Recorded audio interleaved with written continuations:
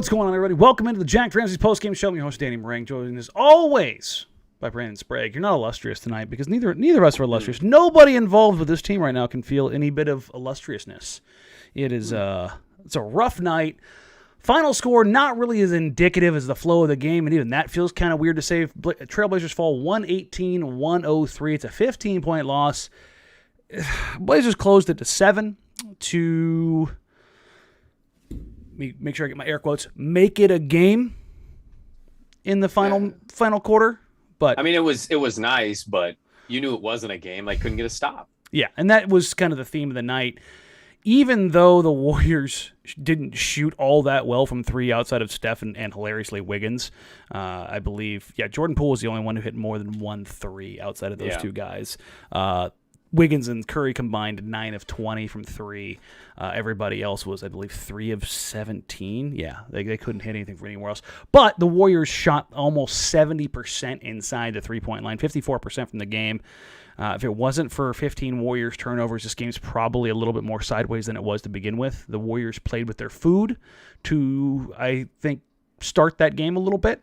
And even then, after one quarter, the Warriors led by 1.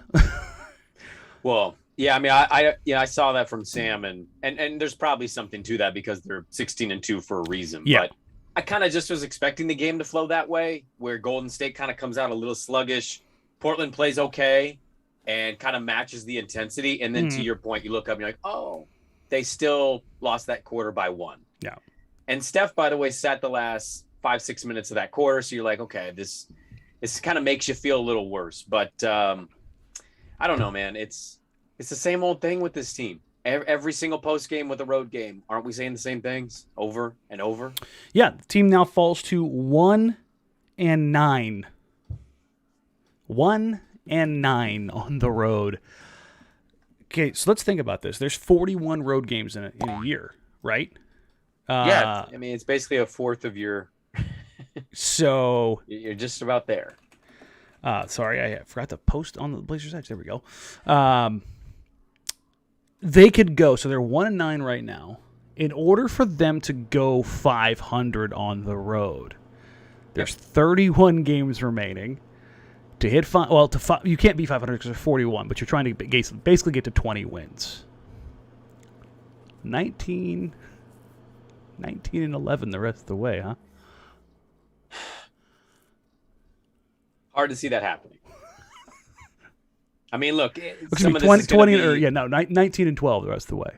Some of this is just gonna, it's gonna be luck of the draw. It's gonna be who you got when you got them. We've seen that by this team before, where they've kind of fallen into some luck in that regard. But the way they're playing, assuming everything stays as is, I don't know how this team does that. I know how. Kevin Dew, shout out Kevin Dew in the chat. 40-1 and 1-40 still in play, baby. Setting NBA records, let's do it. They're going to suck, at least make NBA history books here. God. Everybody worrying about Norman Powell. I'm watching for updates. I haven't seen anything yet. Nothing has come across other than the announcement in game from Blazers PR. So wasn't it a quad contusion? Yes. So, and I start thinking about this. It was a quad to begin the year, wasn't it? But I think it might have been a knee. He's had a couple lower body injuries already. Let me look it up real quick. Go ahead. So, but he has had some knocks to start the year, as far as with his legs are concerned, which is kind of a bummer because Norm's been probably one of the best things and he's been the most consistent thing about this team. I don't think I have to wonder. It was a left knee injury. It was left knee? Okay. Yeah, when he had a couple games he missed. Let's kind of run through the game real quick. Like we already said, the first quarter ended up 27-26. When things went sideways, is about maybe 2/3 of the way through the second quarter. It was a little bit of trading baskets there in the second quarter. It wasn't too crazy. Then the Warriors go on a 16-2 run to close out the final 4 minutes as the Blazers, and particularly Damian Lillard, inopportune turnovers, inopportune forced shots, bad floor balance, everything just kind of sideways. And the Warriors capitalized, man. Yeah, they did. I thought Dame got frustrated with some fouls or plays that he thought he got fouled on. He got the technical there in the first half. Sometimes with Dame too, like he has these nights where he's a little off, but he kind of presses it, and sometimes he guesses, I think, wrong on when he chooses to do that. This is kind of one of those to me, right? Like he's had a good last couple games. He's started to look like Dame, especially from the 3-point line. And you come in, and this is the game that we all know that he kind of cares about the most when he comes back to the Bay Area, so he can try to put on a show. From time to time, you press a little bit. Kind of felt like that's what tonight was for Dame on the end of a back-to-back. Yeah, there's definitely a situation where I think you look at trying to will guys into a position where they maybe they didn't quite have the juice. A little bit of, I think, a little bit of a turkey hangover. I think could probably say it factored into this game for both teams, to be honest. So it's one of those things where I just kind of sometimes it works out, sometimes it doesn't when you're looking at these kind of situations. But for the most part, I thought Dame had kind of a weird game. Yeah, just all over. I felt the same way. Blazers go down in the half. What was supposed to be a close game was it down 14 at the half, and then they come out.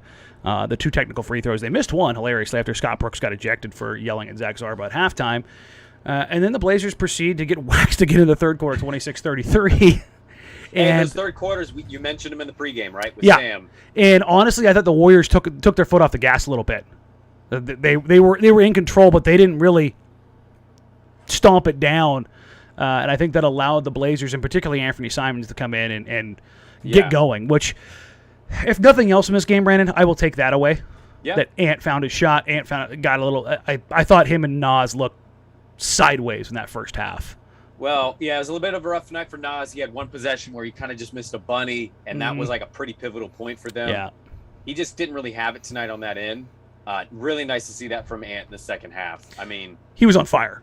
But the bench was lifeless in the first half. Yeah. The bench was doing nothing. They're quite literally pointless in the first half. Yeah, they were pointless, right. 0 for across the board. It was worst bench performance of the season. I think it's very easy to say that. Well, I think we agree on this. Like, even when they cut into the deficit, you didn't really think they were going to be able to do it because they couldn't defend anything. If Golden State wanted a 3 or a wide open layup or dunk, they were getting it. Yeah, and that's really they straight line drive in the chat. Evan James says outside of Nurk, no one played defense. I'd argued outside of the first quarter, no one played defense. I think Nurk did in the first quarter. I think he did really well in a couple possessions. I even highlighted one where I thought he was spectacular. I thought he got really tired really quick, and then Draymond Green beat his ass. It kind of felt like that, like the energy was getting drained because I mean he put in a lot of minutes and effort last night against Sacramento, and that's kind of my frustration about yesterday's game is you got a great Nurk game and you squandered it to a bad team, and then you come in this night and I thought he gave you some positives. Wasn't perfect by any stretch, but I thought he gave you some positives. Did get his butt kicked a little bit on the boards, but you're not going to be able to squander Sacramento games and rely on beating Golden State and Golden State. Golden State and the Jazz in Utah. I don't care what state of affairs is going on with the Jazz that they just lost to the Pelicans. If you want to see something disgusting, go look at the Blazers' all-time record in Utah. Why? Yeah, we don't need to go there. It's gross. It is one of the most lopsided things in this franchise's history. It's just a stupidly difficult place to play. But that's, we'll talk about a couple other guys here, but when I was watching this game tonight, I wasn't surprised by what I was seeing. I said this in the pregame show. I didn't buy it, but I was getting more frustrated thinking back to the Sacramento game because that's a game they just should not have lost. Those are games you can't afford to lose when you come into a playoff race and, you're one game back at the end of the year. That's right. They lost to Sacramento twice in their first 20 games. That's insane when you really start thinking about it. 2 of their losses in their first 20 games at home and on the road in Sacramento. I thought it was great to see and hear. Quick after that game, he basically tweeted out, that loss sucked. Like, there's no excuses. Good teams win that game, and then listen to Richmond on Locked On, which, again, we're not competing with Locked On here. We are friends with Locked On here. Listen to Mike. Listen to us. Listen to both of us. Everybody can eat. Yes, everybody can eat at the Blazers table. But Mike basically echoed the same things we said that night, which was, what the fuck? Like, what do you fancy yourself this, competent team? Competent teams, you're allowed to have, a couple of these each year. It happens. Because you'll pick up some dumb ones you probably don't deserve, too. Right. That'll happen. You'll get some schedule advantages. You'll get some teams in a weird place. But, and here's the thing, when that opportunity presents itself and that Kings team was basically like falling on the sword, all you need to do is just push them. Just finish them off. That's all you had to do. And you couldn't do that. And that's bad, man. That's like Can I add to what you're saying? Yeah, go. Absolutely. So like without sounding kind of ranty, because I don't want every one of these to be like, oh, they went on a big rant. Like sometimes you will, sometimes you won't. But to add to what you're saying, I guess I didn't understand as a guy who looked ahead at the schedule a few games back, and I said, Denver kind of shaky. That's always kind of a toss up at Portland. Mm. You looked at some bad teams. Like I just looked at the schedule and played the schedule game. And I said they were winning 5 in a row going into tonight's game. They got the first 4. They held serve at court or at home. Mm-hmm. And they get to that Sacramento game. And going into that game, there was almost this weird, oh, they're a different group now. This is the team. There were some narratives out there. Well, there was. And look, I'm not saying there weren't positives to take away from that run, but like I also am honest and real about this. The process was still the process. I didn't see that and go, well, this is going to be some way different team when they hit the road and play legit contenders. I didn't expect them to win tonight. I don't expect them to win in Utah because those teams are better than them. So there was this weird 4-game win streak where it's like we fall for this every year. They win 4 in a row. And then they lose in the first round. So it's like I need to see a little more consistency than just 4 games. And the Sacramento game pissed me off because it should have been a 5-game winning streak, and you played around. Cooper Ching in the chat says they just don't care enough. They are too comfortable with losing and failure. I don't think it's quite that far. I just think they're not good enough on that end. I got another one from Jason that says I'm not. He says, I wish Stotts was back. This team seems like they've quit already. I think there's some complacency more than anything else. As far as what Cooper's talking about, getting too comfortable, and that falls into they know what they are. Yeah. Like for anybody out there, it's just like, oh, they're just no, they know too, guys. That's why Damian Lillard told us at the beginning of the year. It's gonna take us a little while. We need you to be patient. We didn't bring this up, but when they beat which game did CJ have a big game against in their home stretch there? They had the 32-point game. The TNT game. Yeah, that was Denver. Okay, they beat Denver. Yeah. And CJ gets interviewed, and CJ had even said in that he thought that they were ahead of where he thought they would be at that point in their schedule, and it was 2 games over 500. I thought, what was it with this group where they thought they were going to be that cheeks? Bad? Just complete cheeks. They could see it. Like you were in practice together, and it was so bad that you had to tell us at 2 different points of the year, hold on to your butts. And now, through 20 games, Brandon, God, I wish I had a freaking cowbell. Bing, bing, bing, bing, bing, bing, bing. 20 games in, Brandon. We made it. 20 games in. So I did an unofficial poll halfway through the third quarter with less than half of a game left before the Portland Trailblazers hits 20 games played. How do you feel about the, quotes, new Blazers defense? With, let me go ahead and refresh here, 305 votes. 46.6% say it's the same. 19.7% say it's worse. 23.6% say I can see the growth. And 10.2% of you are absolutely nuts and say it just needs more time. So basically 2/3 is saying it's the same or worse, and 1/3 is saying I can see it's a little bit better. And I think that you're probably a little bit more of the eye of the beholder there. How do you see better? Because they're not 29th. Like I can see the. But they're also not number 2. Why do we only cite the defense with this team, with this amount of people who don't defend? Why do we only cite the defense? If they're going to suck on defense, which most of us knew they would, doesn't the offense sliding worse actually hurt this team more than help it? Am I wrong on that? Because when you're between 24 and 30, what's your sometimes it can be a wide margin, but like you're not talking about the biggest of differences on most nights. No.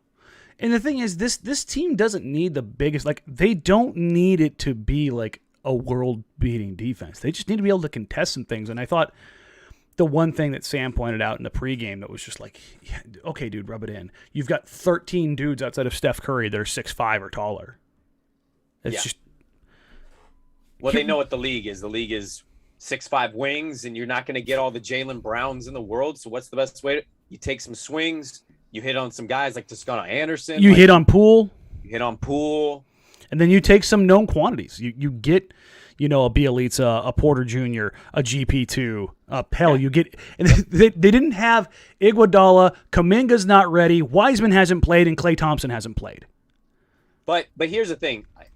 I don't know if you're meaning that as like towards the Blazers with that. But no, just kind of like how ridiculously deep that team is. Oh, what I was going to say is I think that's way more of a compliment to them. Yes. Finding those pieces that fit so well with Steph. I mean, a lot of people would fit well with Steph, but you see my point. But I mean, the same thing is true with Dame. Like, it's just it is what it is. And you look at tonight, the scoring for the Warriors, they didn't get much from their bench, but Draymond got 12, and 8. His impact, 3 blocks, 2 steals. His impact was felt, and I thought he had a sloppy floor game. 6 turnovers. He was really bad in the first half with the ball.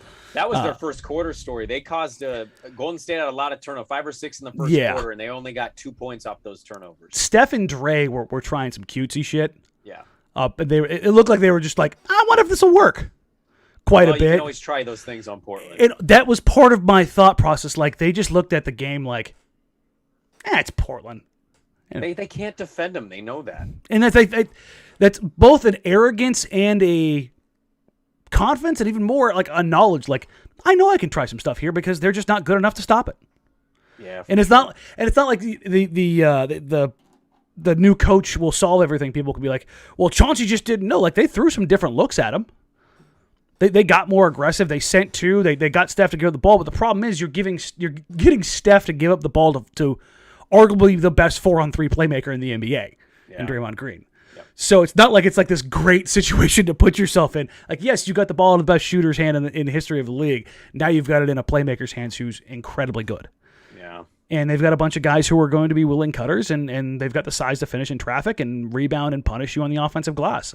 What was one of the things that I thought underlying, you look at the game tonight, the Blazers got murdered on the glass. Oh, 48-37, 7-11 on the offensive rebound. Nurk with four total rebounds tonight. Not a good night for him on the boards, but you could see the activity. You could see the activity. Like, Golden State knew we're going to be a little shorter in a lot of cases. So you had 3 or 4 guys that felt like on the glass every time just playing the tip game. They played a lot of the tip game. Tip it to myself, tip it to Steph, whatever, and get out on a break or get the offense going. And with Portland, if Nas isn't in there attacking, if Norm's not in there, you kind of look around, right? Nurkic doesn't really play with Larry, so it's like it's kind of one and done in most instances, right? It's Nurk and you hope, or it's the other team with 2 or 3, and Portland just doesn't get that kind of effort consistently from their high minute guys. This is Daniel G. This team needs a real change. We need a big trade. Tell the guys no one is safe. This is Olshey's fault. He screwed us for years. I mean, yeah.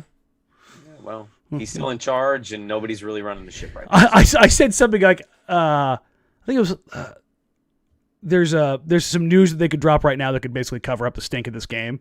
And people are like, wait, is Olshey getting fired? Guys, I wasn't like hinting that I had anything. Well, I'll tell you right now, if you're going to bring him back, just announce it. Get this done. Rip the Band-Aid off. People will be outraged. Whatever it is.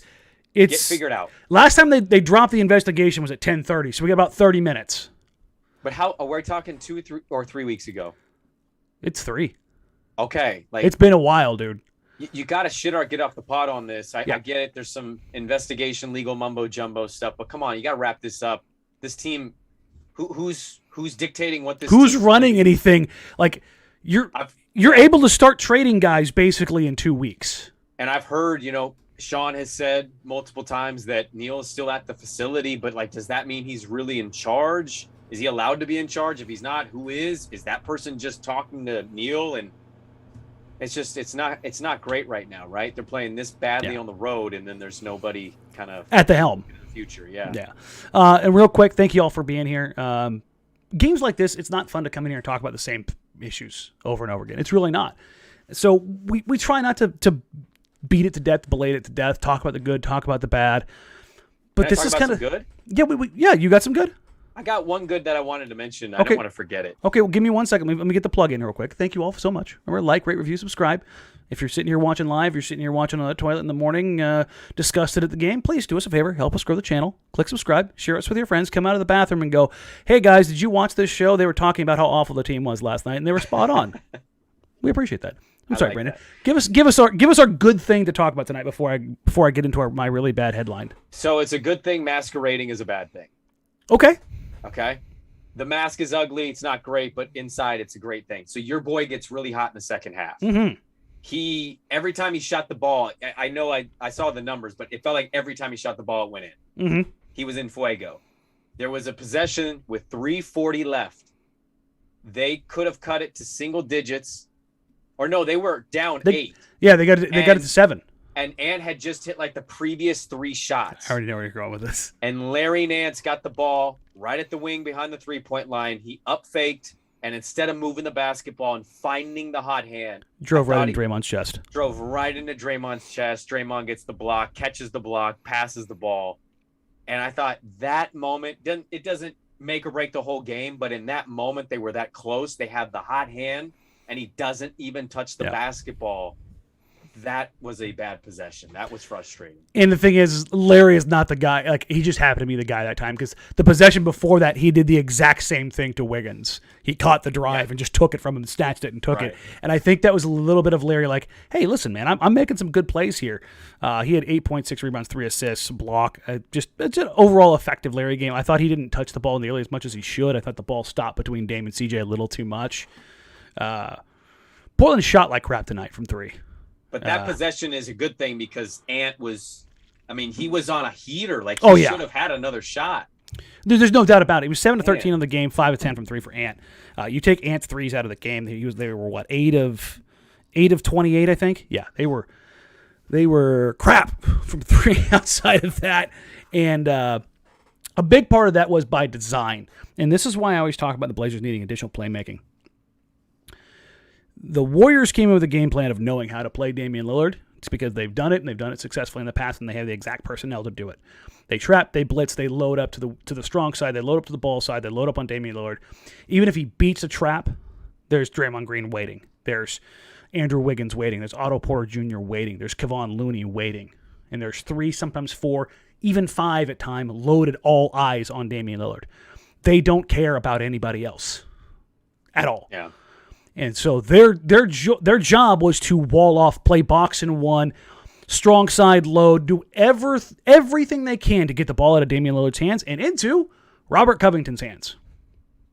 And it's not a shot at Robert Covington. He's just not a creator. Let's flash back real quick. Let's go back to 2016, 2017, every matchup the Blazers have ever had with the Warriors when that dynasty was clicking. And what did they do? Got the ball out of Damian Lillard's hands and into Al-Farouq Aminu's hands, into Mo Harkless's hands. Yeah. The Blazers tried to get Jusuf Nurkic the ball. He made some decent decisions on the short roll, ended up with 3 assists, only 1 turnover. I thought he played well. But the big thing was, of all of Nurk's misses on the shots, they came off of rushed attempts in the first half, where Dre was like, I know what you're going to do. And Nurk's just trying to hurry up and get there. Instead of just being a 7-foot, 300-pound dude, catching. And honestly, Jusuf Nurkic catching and trucking somebody at the rim, but like not stumbling and falling and knocking them over and drawing an offensive foul, but catching and knocking the ever-living shit out of them at the rim. Like, nah, man, you don't want to be here when I come through. Right. It almost never happens.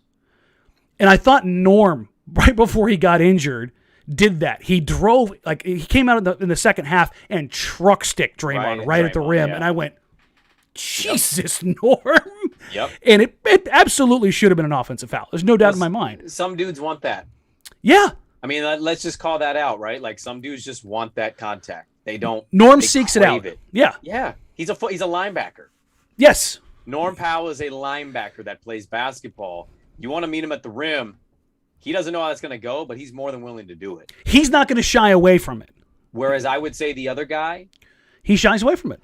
He's finesse may not be the right word, but he tries to get cute. He That's tries the to thing. get a little cute. You know what I mean? It's a little different approach.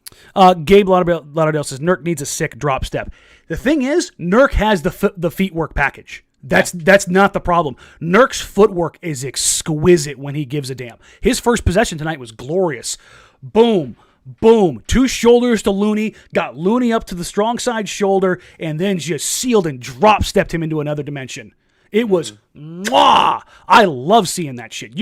I could watch that on a loop for days. LaMarcus used to do that like crazy. Hit that shoulder, turn weak side, baby hook over the top. Turn weak side, turn and fade. And then as soon as you started cheating to that other shoulder, dip to the middle, lay it up over. Like footwork wise, it's up here for Nurk. It's always been up here for Nurk. It's playing at the right speed, playing with the right confidence, and understanding the game better than everybody else. Right. When he gets locked in, it is a wonderful thing. But it's just so few and far between. Yeah. I've given up hope. I mean, he is who he is. I think I've reached that point, unfortunately. There's no evidence to suggest it's changing. Yeah, it's none. It sucks, man. It really does. Speaking of things that suck, my headline tonight, you're going to absolutely love it. Let me make sure I got it in the right slot. There we go. This one's a shout out to Nate Jones here. Oh no! Ultimate Warriors suplex Blazers. No? Nah? No, that's good. Yeah, all right. I like it. Like that? Okay. Yeah. It's funny is this wasn't even like the ultimate version of the Warriors. This was like, we kind of give a damn. Kind of give a damn.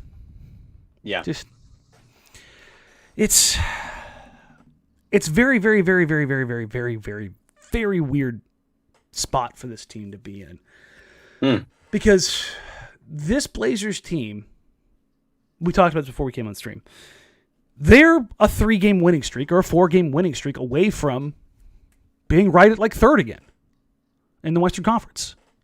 Because the West is so it's gonna be like 2016 all over again, where the Warriors are gonna get so far out in front, it's gonna be 2 through 10. Yep. And you might get a little bit of like 2, 3, 4, and then from like 5 to 11 is gonna be 2-3 games, and it's all gonna be about health. But that's the stupid thing about this team right now is it's that lack of separation is gonna be rewarded. Well, it's just it's false hope. I mean, it's the most false hope we've had maybe in our sports life. Some people have different teams in different sports, and maybe they've let you down, but Portland's right up there with any team you can think of giving false hope, are they not? They go on these winning streaks or... Yes, especially at the end of the year. In the Stotts era, they closed out seasons better than almost any team in the league. And they always made you feel like, oh, they're going to win this series. And look, I've fallen for it a couple times, right? I've also been wrong the other way a couple times. This team has weird runs where they get out of the first round due to a couple injuries, or they get out of the first round because of the matchup. Yeah. But they also get their ass handed to them by teams that they're a 3 seed, probably shouldn't 6 seed. So it's false hope because you're right. They could still end up with a good seed. I picked them to be a 4 seed this year. If you told me that's what they were, cool. But I'd name like 4 or 5 teams you wouldn't pick to get past them for a championship in the West, right? I mean, you just know they're not as legitimate. Yeah. That's the thing is there's a difference. You're not getting that stamp of approval, no, right? Like that's the thing. You don't deserve it. No, and when get back to a conference finals and win a game before you like get that kind of stamp. Yeah, and I think that's a big part of this. And you take a look at this team, and again, it seems like every year because they close so well at the end of the season, there's always like. With Neil Olshey. Well, in the final 20 games, they had a 14.4 net rating. We're taking these final 14 games like they mean a damn thing, and they don't. They don't. Those final 20 games of an NBA season, we've talked about this at times. One of these times I'll find it and link it in the chat. There's been a ton of research done about correlation between how a team performs in its first 20 games and versus its last 20 games. And the first 20 games is significantly more indicative for playoff performance than the final 20 games. It's because at the end of the season, you get teams that are resting, that they're more concerned with working and locking in on certain things than they are about every single win and loss. Teams that are much better than possibly their seeding. it's just not as indicative of play where day one, even the worst teams think they have a chance, with the exception of like the Houstons and OKCs of the world. But like, nobody picked Phoenix to go to the NBA Finals last year. Nobody picked them. Like, people were like, they're like a 6 seed. But instead, they just get on an absolute rip shit tear and just go.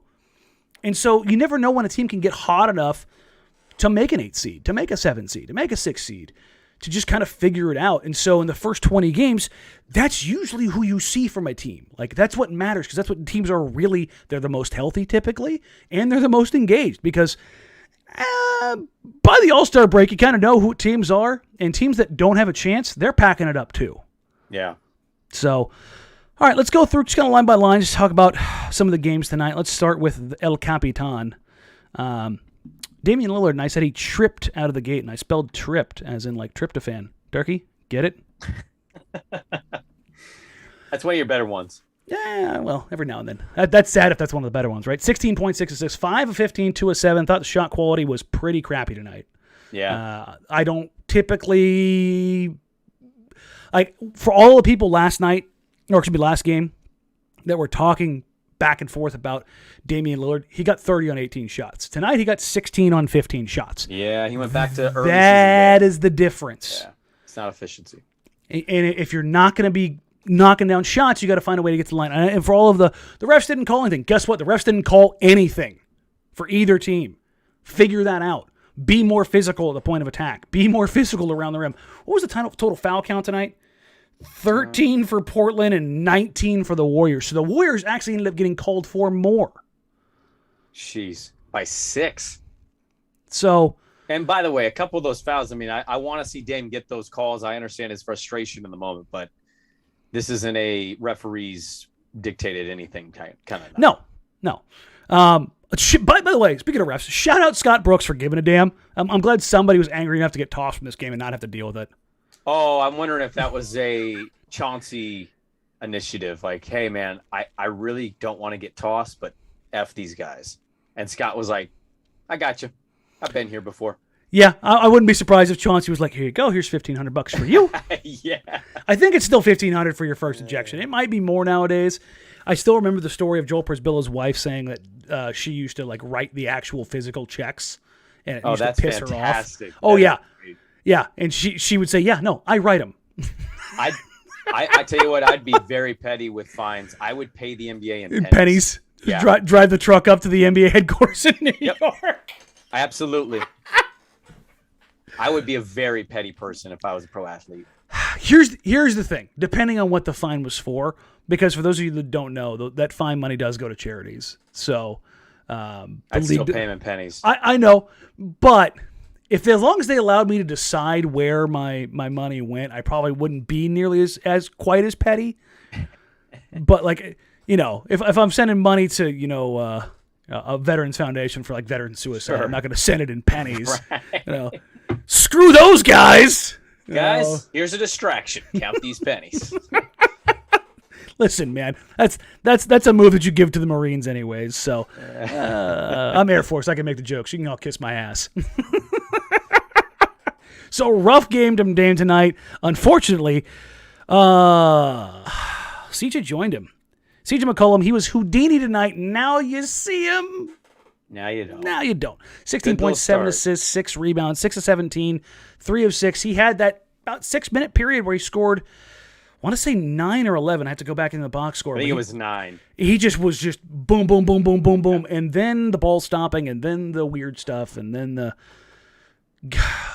I think the team just knows they suck. I mean... Here's the thing. Sorry. No. It was the second or third possession of the game, and Jordan Poole just hezzy in and out right-hand dribble drive right past CJ.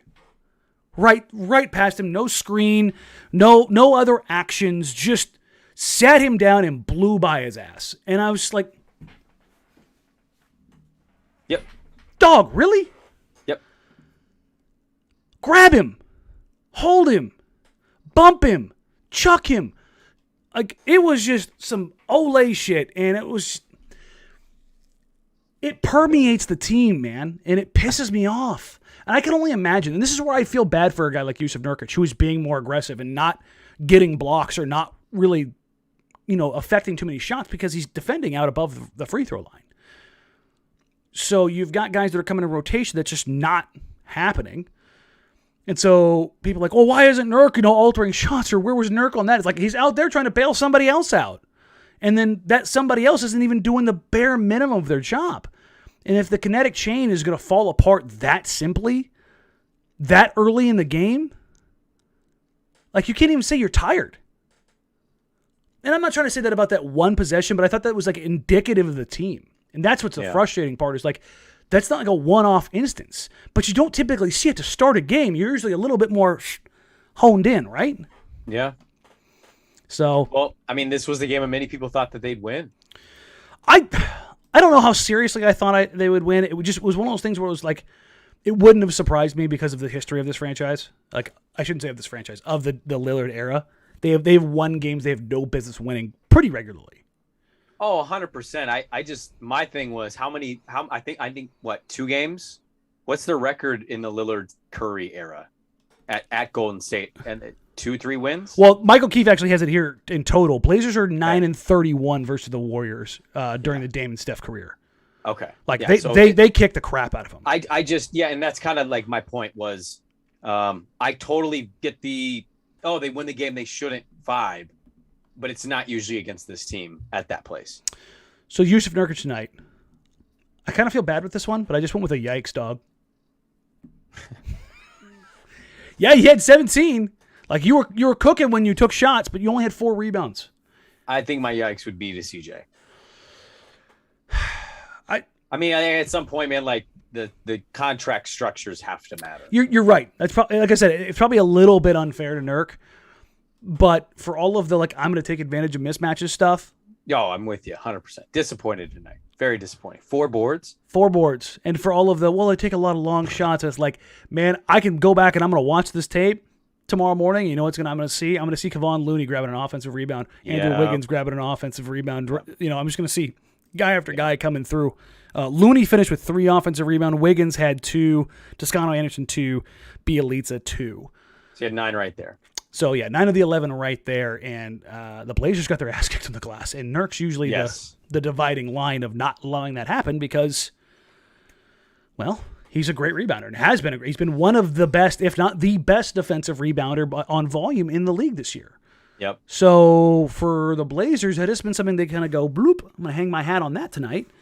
And when they don't do that, well, just going to say, things aren't going to go all that well. All right, let's get a good note in here. Okay. And I'm going to try to not let my pants get too tight here. Anthony Simons, back on track. Awful first half. Him and Nas really struggled in this game in the first half. It was difficult. It was a difficult watch. I thought they both took shots that they should take, but they missed them horribly. It was kind of a weird situation. It was... This is your dream scenario. This team sucks. It proves your point, and then Ant becomes like the positive you get to talk about for 8. What did I tell you I was most interested in watching this year? Ant and Nas. I know. Just because... Go ahead. No, I was saying, we know what this team is, man. Yeah.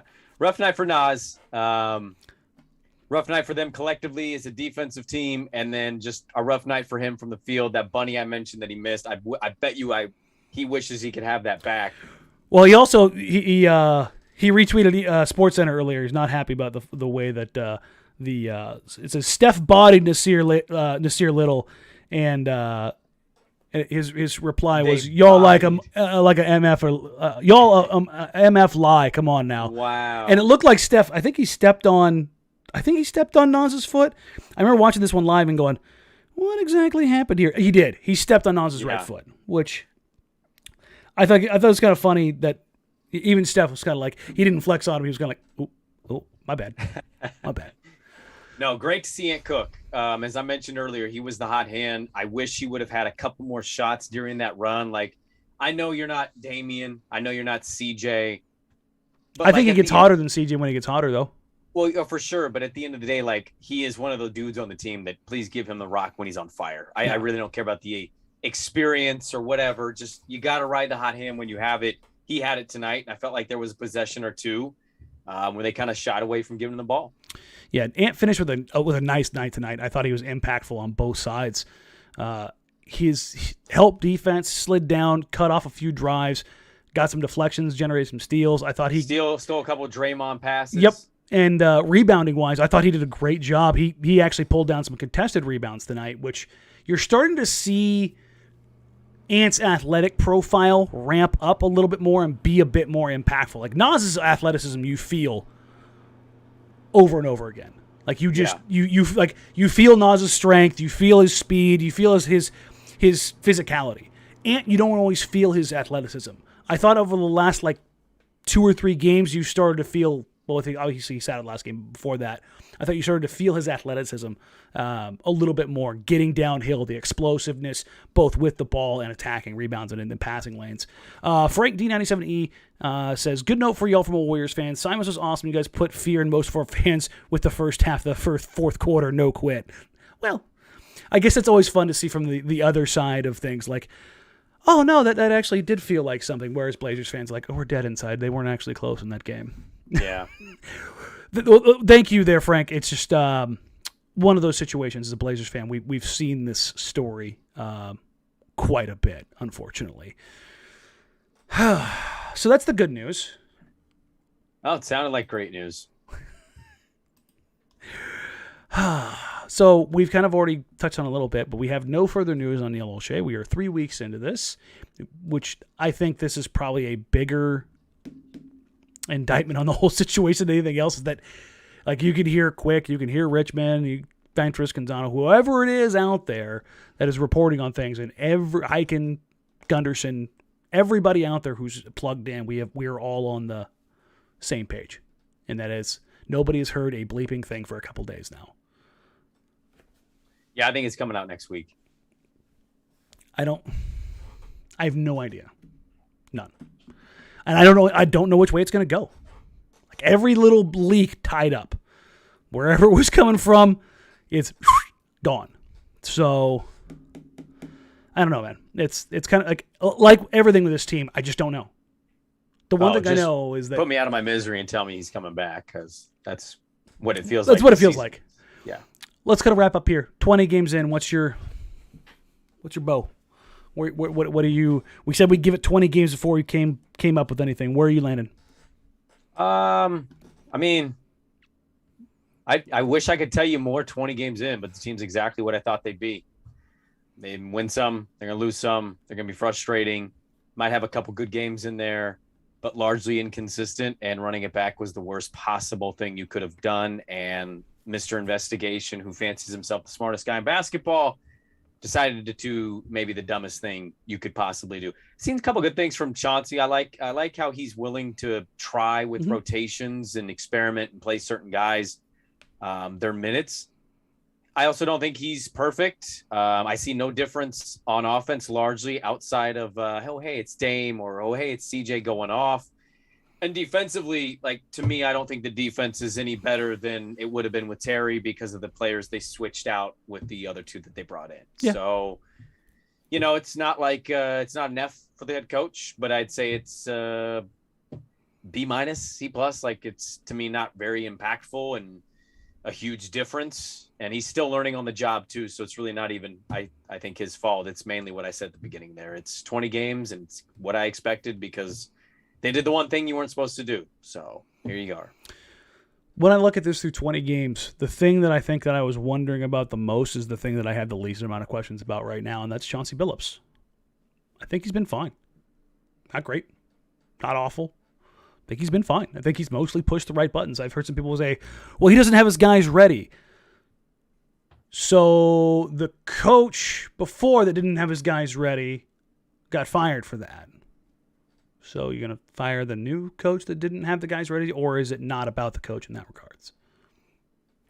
So when I look at that, I just go, I don't subscribe to that. I don't buy into that.